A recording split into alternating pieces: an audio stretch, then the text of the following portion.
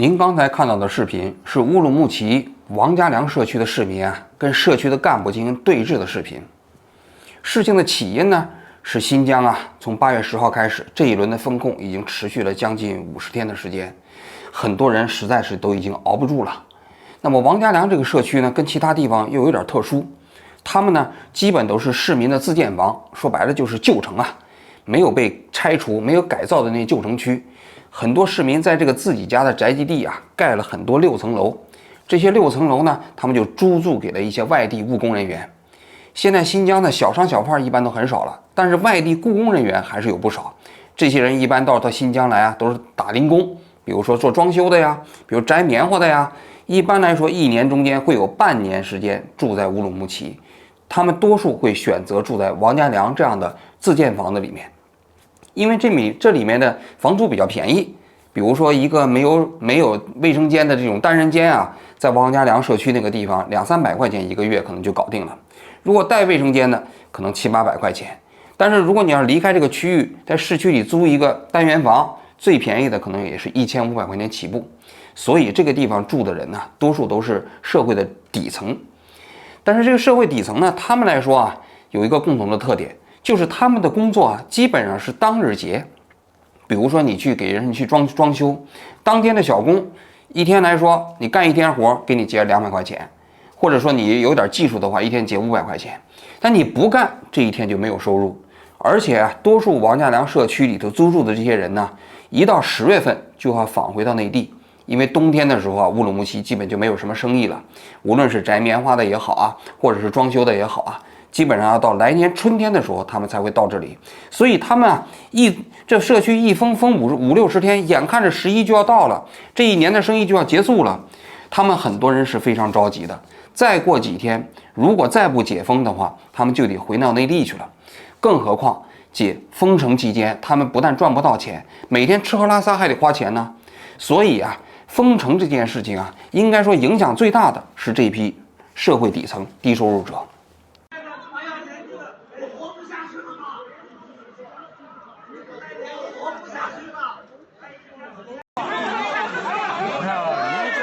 你们干，我们跟着你们干，我给我们发工资，对不对？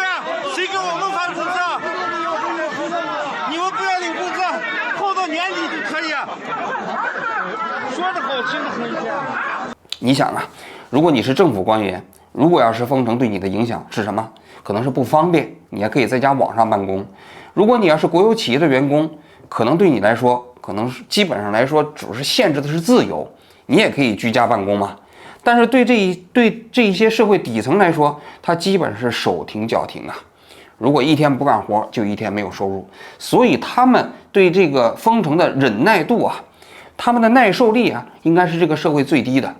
在50多天的封城之后他们实在受不了了，遇到这个社区的管理者领导走到社区里头来，他们就围了上去，开始讨说法。就问什么时候能解封。于是有些人觉得活不下去的，就跪在了地上，说他们都快活不下去了，求求他们快解封吧。最终的结果就是导致当天晚上，这王家梁社区的领导到了社区里跟这个老百姓对话。核酸结果出来之后，晚上我会组织我们社区工作人员对咱们辖区自建房校道里面进行一个全面的消杀。消杀结束之后，明天早上咱们会有序的出门。所以从第2天开始，也就是从今天早上开始，王家梁社区其实也包括乌鲁木齐其他的地方的中低风险区基本上全都解封了。应该说王家梁社区的这些人跟领导反映意见或者说抗争吧，也算是起到了一点效果。事实上前几天就有很多人给我发邮件说，王局我是一个乌鲁木齐的市民真的快忍不住了，能帮我们说说话吗？其实新疆的疫情情况我做过一期节目，伊犁的对吧，也包括石河子的。其实大家都知道，当时做那些节目的时候呢，我也知道新疆的疫情防控跟其他地方相比起来老百姓更难忍受。但是乌鲁木齐我没有做，因为什么呢？因为乌鲁木齐的疫情应该说防控措施跟那些伊犁石河子相比，相对来说还算宽松的。但是其实跟内地比起来也算是比较变态。它变态呢，主要是有2个原因，有2个措施。第一就是原本应该是中低风险的区域，他们往往就搞成了高风险。原本呢可能是低风险区域，就整成中风险，这是这个乌鲁木齐的一个很重要的特征。在给我爆料的过程中间，有一个人就给我讲，他说他们的小区莫名其妙的就被搞成了中低风险，就是中高风险，就不让出门了。这种现象在整个新疆都非常普遍。还有呢，就是说白了，有些是中低风险，但实际上它比照高风险地区进行管理，也就是这个地方说白了没有阳性嘛，没有阳性的话，小区照样不让你出去。啥问题啊？就是像每天晚上不是新闻发布会都说是乌鲁木齐现在昨天是天山区一例，然后新市区，然后管控单位一例。那这样情况，为什么我们这个新市区，我们小区为什么又封7天？这个小区有了才会封的呀。对呀，那我们小区没有呀，那为什么要封啊？谁跟你说的没有？那新闻发布会上就说没有啊。新市区不是说新市区有一例啊？有一例，对啊，有一例是那是不是我们小区啊？你是哪个小区？对，问一下。东方御景。对啊，东方御景是有的呀，所以说才会那个啥的呀，才会封控起来呀。在哪说有啊？我哪没看到说有？那新闻发布会每天晚上报的，我准时都看呢，都是天山区那个新市区管控单位一例，那没有说是东方御景有一例。那有，那你把那个啥报出来呀、我们怎么啥也看不见就帮我封，天天封啊。人家国家政务平台都能查到的地方，怎么会不那个呢？不是，我全能查到，国都公认的。我能查到东方御景现在是高风险区，那为什么高风险区没有阳性呢？因为出阳了，它才会有那高风险的。为什么没有数据呢？人家那个地方都有，每天你看那个头条上都有的，哪地方增的几个，哎呀。那你看嘛，东方御景哪有几个？有吗？有几个？你给我说一下，现在。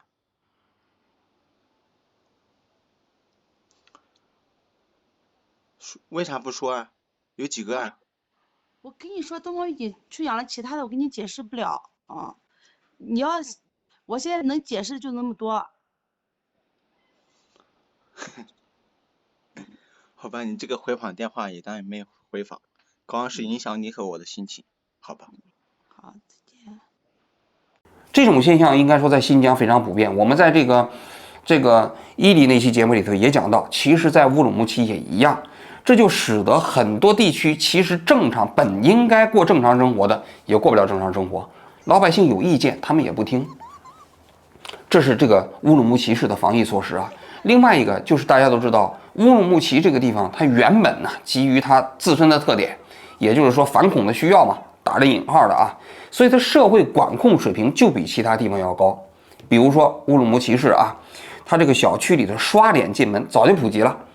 说白了，这个内地里头刷脸进门的社区还不是特别多啊，但乌鲁木齐早就普及了。就是你刷脸进门，你个人的隐私、你个人的信息早就在政府的那些政务平台后面了，这是第一。第二，他们还动不动就检查手机。他那个检查手机跟我们内地的有的时候检查手机还不同啊，不是说警察拿来翻你的手机界面里头有什么信息，他是拿一个所谓的机器跟你的手机一连上去之后，你的手机里头所有的信息瞬间就被导到人家那个机器里头去了。如果你的手机里有一些什么敏感信息，马上你就没跑了。同时，它在连的过程中还会在你手机里下载一个 APP， 可能是一个木马程序啊，估计是你手机里头要写什么关键词啊，或者说有什么敏感的信息啊，马上也会在报警，你还不能拒绝。所以啊，确确实实没什么隐私可言呐，没什么个人的权利可言。这是新疆防控的一个基本情况啊。那么从今天8月10号开始，由于大家这一轮的新疆的疫情主要从伊犁开始了，爆发到整个新疆，所以乌鲁木齐从8月10号开始封城。8月19号，乌鲁木齐市搞了一个亚欧博览会，是吧？他们的新闻报道的时候啊，就搞得说什么亚欧博览会人头攒动，很多市民去了之后啊，都久久不愿意离开，其实全是假的。那些市民给我们发来的信息显示啊，那亚欧博览会上门可罗雀，根本没什么人。你想想，小区都封着，一般人能去吗？去不了啊，是吧？那么8月20号这一轮，这一天，原本其实新疆这一轮的疫情已经快到终点了，但突然又开始实行7天静默。原因呢，有人都猜测，就是新来的这个书记啊，其实他可能更害怕出现有什么反复，所以直接来了之后，上任第一件事儿就开始搞这个所谓的7天静默。原本很多人对这个新书记，因为是广东来的干部嘛，还有一些这个期待，因为总觉得广东那边的干部来到新疆来就职啊，应该管理会更人性化一些，但没想到没有更人性化，相反直接来了一个7天静默。对于很多社区的人来说，确实是难以忍受。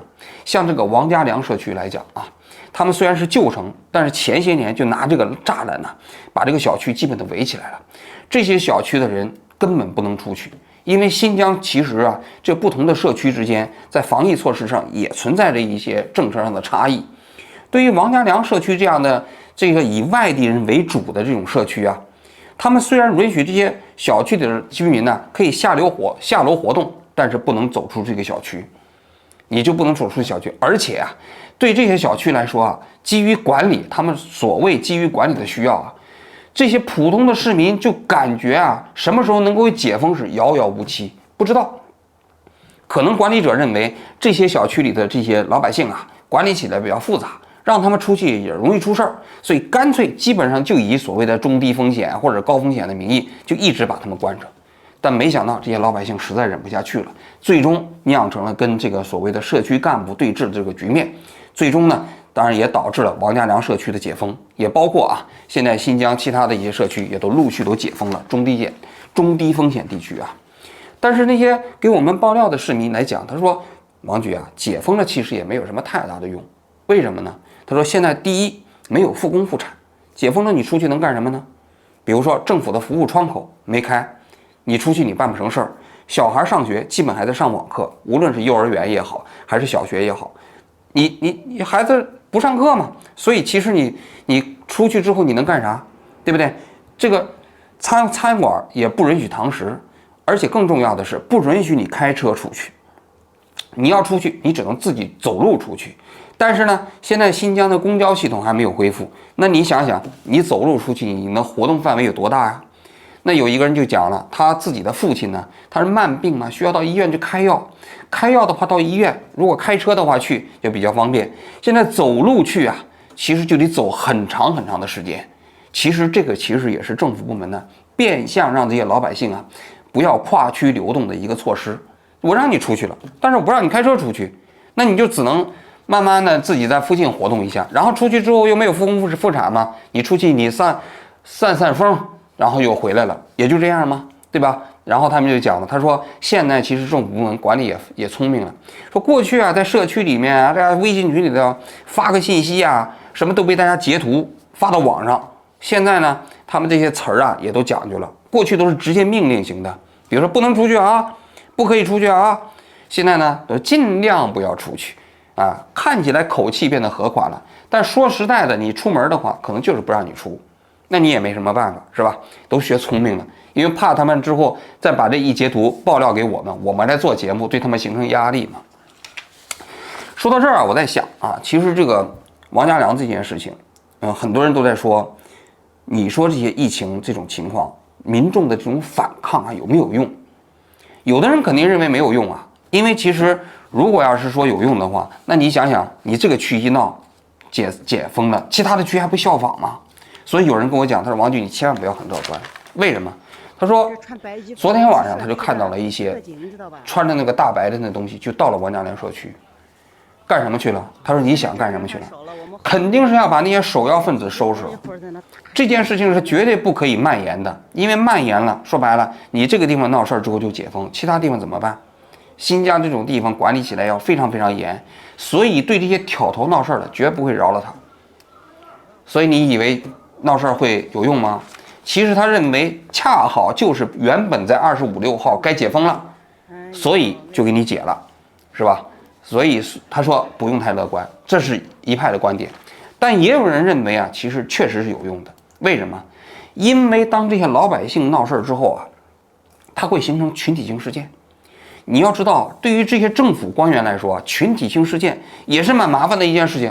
你想，这个社区的干部，大家想了，回过头来，政府的部门就会找他问责，因为你没有安抚好老百姓的情绪啊，对吧？然后形成了这种舆论这个群体性聚集之后，这拍摄之后弄到网上了。虽然新浪微博都把它给咔嚓掉了，你现在搜王家良你也搜不到什么信息了，但是这个信息传到外网了。境外敌对势力，其中还有一个叫王局的，还专门做了一期节目。你想想，还专门做了一个王局拍案，还把那视频都放出来了，这还得了？肯定要对这个社区干部进行问责。从更大的范围来讲，可能中央对你乌鲁木齐的领导干部也会另眼相看，因为你想想，其他地方人家搞起来的也没有搞这种群体性聚集啊。你新疆这个地方原本这个有这么强的社会管理化的措施，你还搞了有群体性聚集。那对这些政府官员压力就很大，所以啊，在关键的时候，适当的制造这种群体性事件，会对政府官员造成极大的压力，这也是一个客观事实。这个我虽然不是说鼓励内地的群众然后起来这个跟政府官员对抗啊，因为我一贯都是说我自己在内地，说白了我是不敢挑头跟政府部门对抗的，知道吧？但是那你说这种对抗有没有用？我认为在很多时候确实是有用的，因为政府内部体系的这一套逻辑啊，在很大程度上它确实对群体性事件也是一个考核指标。一旦形成群体性事件了，对他们来说也会形成非常大的问责压力。所以政府官员一旦看着你老百姓形成聚集了，有的时候会满足你的需要的，这是第一点。第二点，新疆的很多措施它确实不符合国家的有关规定，就像我说的，明明是中低风险，它按照高风险区域进行管理，对吧？这本身就不符合国家有关规定，所以老百姓出来跟政府部门来反映，这其实是有依据可循的，并不是乱闹的。他们并不是说无理取闹，按照你国家的防疫措施，你本来低风险区域也不应该按照高风险区域进行管理呀，对吧？所以你看这一轮乌鲁木齐市中低风险都解封了，天山区的高风险地区没有解封。事实上，它也只是回归了国家本应该具有的这样的一种管理方式，这个要求不过分呢，对吧？所以你在正常情况下用一种适当的方式来表达，是有可能让政府啊，它不是让步，是回归到正常的政府管理的规范里头去。其实乌鲁木齐的老百姓并没有要求额外的这个权利，而是要求你享受跟内地同样的防疫的政策，就是你该重点管理的，有阳性的你就重点管理，你就封锁小区。但是那些本来就没有阳性的社区，本来就是中低风险，你原本就没有必要这样管嘛，那你这样管的道理何在呢？所以我个人觉得，在这种情况下啊，实际上是有可能的，这是第一点。第二点，那你说现在咱们国内现在这种防疫措施啊，大家都知道越来越严，变相加码，然后这个最终到底会通过什么方式来解决？我觉得有两种方式，就是第一种，就是上面的决策者最终意识到这样一种防疫措施没办法维系了，比如说到了20大以后，或者是认为没必要了，都会逐渐放松，或者到明年两会啊，是吧？逐渐放松，这是一种路径。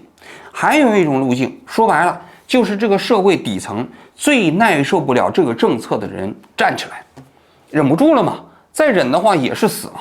你想想，把我封到社区里面，每天不让出去打零工，他们没有办法生活怎么办？当这样的一些反抗开始此起彼伏的时候，那么这个政策从某种角度来讲，继续维系的这种难度就增加了。因为你想啊，这些此起彼伏的群体性事件啊，它会在很大程度动摇其他的一些观望的社区。那些社区的人，如果要是看到其他社区里头，如果反抗之后有效的话，或者说反抗这种情绪表达的话，这种情绪会有非常大的传染性。对于那些国家机关的人、国有企业的人、有单位的人，他们或许不敢反抗，但他们会声援这些人呢，因为这些人是无产阶级啊，他不怕呀。当他们站出来的时候，其实对于这些防疫措施的制定政策的制定者和维护者来说，也会造成非常大的压力。所以啊，今天新疆这件事情啊，就要我说，其实呢，就是最大的意义就在于，一味的顺从可能解决不了问题，一味的配合可能也无法让政府啊，其实反思这样的政策。有多少一些这样的人愿意站出来？他们如果要是站出来说不，其实或许啊，其实这个政策早一点重新开始调整，会成为一种希望。所以呢，我们也祝愿啊，王家梁这个社区的祝福啊，王家梁社区的居民啊，从今天开始解封了。但是我们也希望啊，王家梁社区的这样居民的这样例子，能够成为一个新的开始，有更多的地方的人对这种不人道的、变本加厉的、没有任何政策依据的这样的一种防疫措施说不。说白了，只要每个人都能说不的时候，这样的政策绝对没办法维系。好，我们。